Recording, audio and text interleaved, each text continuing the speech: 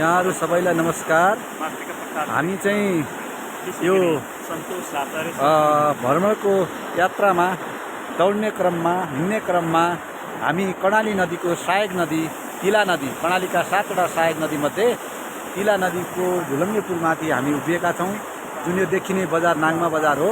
यो ऐतिहासिक रूपमा महत्त्वपूर्ण बजारको रूपमा मानिन्छ र यो बजार कालीकोटको सिमानाको अन्तिम बजारको रूपमा यसलाई लगिन्छ। अन्तिम बजार हो। यसपछि माथि जुम्ला जिल्ला सुरु हुन्छ र त्यसै भ्रमणको सिलसिला हाम्रो लक्ष्मण सर हामी उहाँ चाहिँ लाइभमा हुनुहुन्छ। त्यसै मातृका सर यता चाहिँ गफमा हुनुहुन्छ र यसरी सन्तोष सर, यसै हाम्रो पूर्ण घरती मगर जिएम सर पनि यसो भिडियो कलमै हुनुहुन्छ र यो अत्यन्तै सुन्दर क्षणले भरिएको, वास्तवमा यो कति धेरै योसँग विद्युत निकाल्ने क्षमता होला तिला नदीसँग। हामीले यसलाई यो प्राकृतिक स्रोतलाई हामीले सदुपयोग गर्न सकेका छैनौँ र यी देखिने ठुला चट्टानभित्र यसका गर्भमा कति धेरै चाहिँ खानीहरू होलान्।